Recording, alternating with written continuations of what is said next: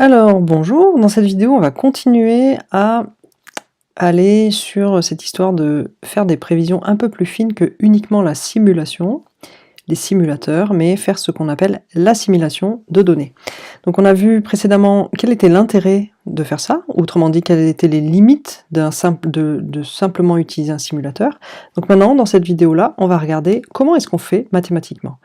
Donc là c'est pas le niveau de cette vidéo, j'imagine, c'est peut-être plutôt lycée, hein, parce que sinon ça risque d'être un petit peu chaud patate. Je vais essayer d'expliquer avec des mots en français, puis on verra bien si vous êtes au collège un peu curieux, curieuse. Vous me direz dans les commentaires si jamais c'est suivable ou pas. Hein.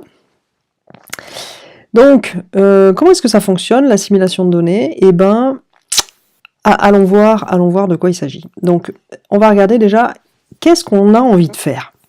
Qu'est-ce qu'on a envie de faire? On souhaite trouver le bon état initial. Est-ce que vous êtes d'accord que c'est ça notre point de départ inconnu, le truc vraiment qui nous importe? Quand on regardait là, notre modèle là, et puis on avait un point de départ, qui n'est pas dessiné là, hein, mais on a un point de départ, et puis 4 mois plus tard on a ça, et puis là on a un autre point de départ, et 4 mois plus tard on a ça. Bon, alors, là il y a un petit problème, hein, parce qu'on a pas mal dévié. Donc l'idée c'est que comment est-ce que je peux corriger mon point de départ, le point de départ qui était proposé ici, qui était un petit peu faux, comment je corrige le truc un petit peu faux pour en faire un meilleur point de départ, et c'est ça qu'on a fait ici. Ici, on a corrigé le point de départ grâce aux observations qu'on avait eues.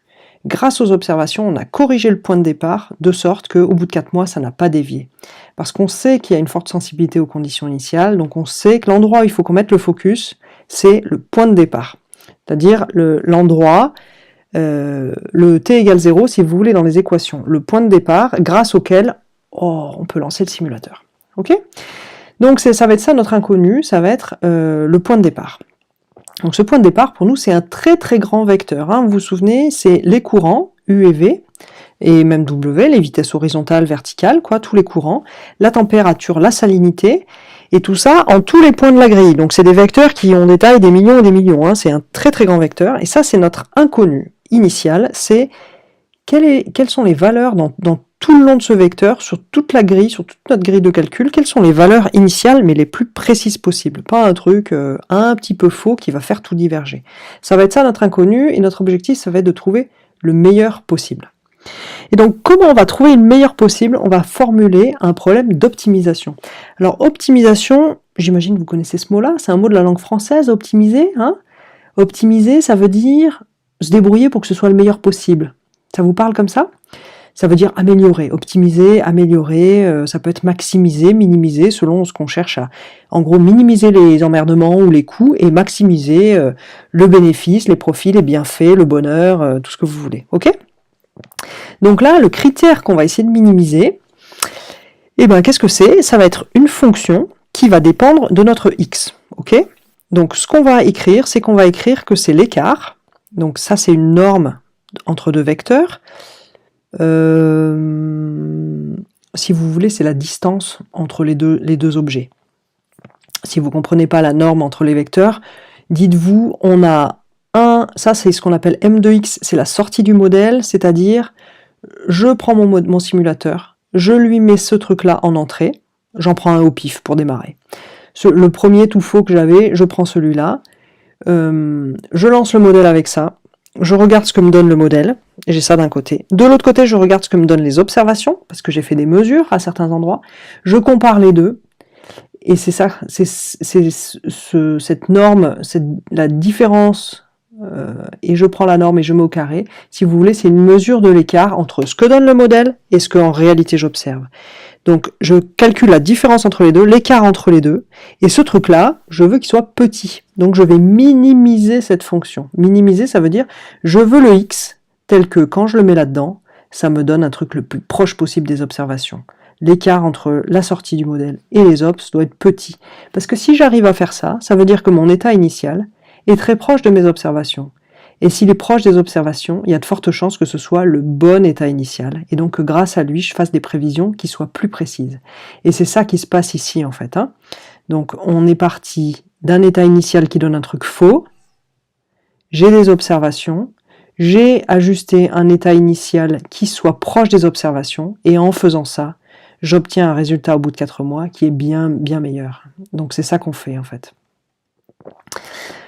Ok, donc j'ai ce critère à minimiser, et ensuite, voilà, donc la minimisation, ça va être trouver le meilleur état initial, celui qui fait donc coïncider la sortie du modèle et les observations. Alors, si on fait un petit dessin là, si cette flèche-là, c'est l'évolution du temps, et que par exemple, je représente la température en un point pour fixer des idées, hein. Donc ça, c'est le temps ici, là. Si vous voulez, le point blanc, c'est la température en un point dans ma zone un peu fausse. Je fais l'évolution avec le modèle, ça me donne le truc noir. Okay. Les points rouges, c'est ce que j'ai mesuré pour de vrai, la température à ces différents instants. Et ensuite, mon critère là, eh ben, c'est la différence, c'est l'écart, la distance entre le modèle et les observations. Donc c'est l'écart entre les points blancs et les points rouges, entre la courbe noire là et les points rouges. Et du coup, cet écart, eh ben, je vais essayer de le diminuer en ajustant le point X ici, en ajustant X, de sorte que quand je fais bouger X, ben avec un peu de bol, je vais passer de plus en plus près des observations. Donc je vais essayer de trouver le meilleur carré bleu ici, afin de me rapprocher au plus des observations. Donc évidemment, trouver le meilleur carré bleu, ça se fait pas du tout au pif. Il y a des méthodes maths, et c'est ça qu'on va voir un tout petit peu juste après.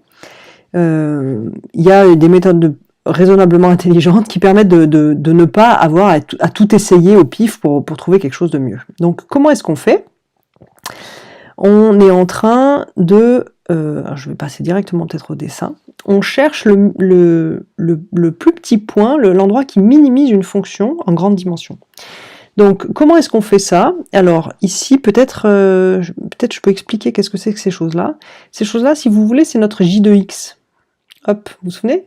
J de x, ici x c'est un vecteur, et puis ça c'est un nombre. Vous êtes d'accord? Donc pour chaque point x, j'ai une valeur du nombre.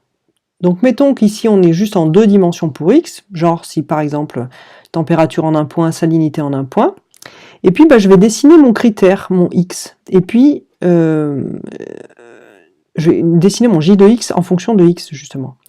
Et là la question c'est comment je trouve le meilleur x, c'est-à-dire celui qui fait que le j il est plus petit. Donc là c'est juste en dimension 2, hein. Nous on est en dimension 1 million, mais disons qu'en dimension 1 million c'est un peu plus galère de faire un dessin.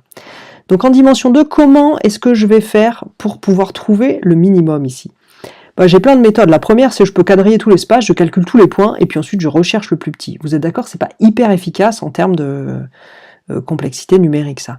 Par contre, ce que je peux faire, il y a une autre méthode qui s'appelle la descente de gradient. La descente de gradient, ça veut dire, je me mets un peu n'importe où, et puis je vais calculer dans quelle direction ça descend le plus quand je suis là localement, quand je suis ici, je vois que ça descend le plus si je vais dans cette direction. Et donc, pof, je vais faire un petit coup de descente. Disons que je suis là, de descente, et puis je vais descendre le long de la courbe, jusqu'à finalement, à force de descendre, je vais arriver dans le creux, et donc au minimum. C'est un peu le principe quand vous êtes sur une piste de ski tout en haut, là, vous êtes en haut, puis vous voulez aller le plus vite possible en bas à la station. Qu'est-ce que vous allez faire spontanément? Vous n'allez pas commencer par monter, en fait. Vous allez descendre. Vous allez regarder dans quelle direction ça descend le plus, et pof, vous allez prendre cette direction-là. Ok, cette direction de plus grande pente, c'est ce qu'on appelle le gradient. Pour ceux qui sont peut-être déjà en première, terminale, etc., le gradient, c'est vraiment quelque chose qui est lié à la notion de dérivée, sauf que c'est en dérivée en plus grande dimension. Mais moralement, c'est un peu cette idée-là, c'est lié à un calcul de dérivée, et le calcul de la dérivée généralisée, donc du gradient de cette fonction, va nous donner la meilleure direction de descente, et donc la direction de plus grande pente. Et c'est ça qu'on va faire ici. Hop, si je reviens à ma minimisation ici, et une fois que je suis en ce point-là, qui est mon point de départ, je vais calculer quelle est la direction qui va me faire descendre le J le plus vite possible. Et je vais faire un petit pas dans cette direction-là, c'est-à-dire je vais bouger un petit peu mon X dans la direction où ça fait baisser J. Et donc, pof, ça me donnera une nouvelle valeur, par exemple le carré bleu. Je recalcule tout ça, je recalcule le modèle, je recalcule l'écart entre le modèle et les observations, et à cet endroit-là, à nouveau, je fais un petit calcul de gradient. Je regarde quel est le truc qui me ferait baisser ma fonction j le plus possible, dans quelle direction. Et hop, je me déplace, j'ajuste un peu le x, de manière à faire ça aussi. Et ainsi, comme ça, itérativement, étape après étape, en ajoutant un petit morceau du gradient, je vais finir par me rapprocher du minimum. Et donc au minimum, c'est une zone où le modèle est proche des observations. Et une fois que j'ai réussi à faire coller le modèle et les observations, c'est ça mon objectif finalement, une fois que j'ai réussi à faire coller le modèle et les observations, j'ai de très fortes chances d'avoir un état initial qui soit d'une excellente qualité et qui permette de faire des bonnes prévisions. Et donc c'est comme ça que ça fonctionne tous les jours à Météo France. Tous les jours à Météo France, il y a un calcul, un algorithme qui permet de trouver l'état initial qui coïncide le mieux avec les observations. Et c'est celui-là, après cet état initial optimisé, obtenu en minimisant ce truc-là, qui est utilisé pour faire les prévisions que vous avez tous les jours à la météo. Voilà.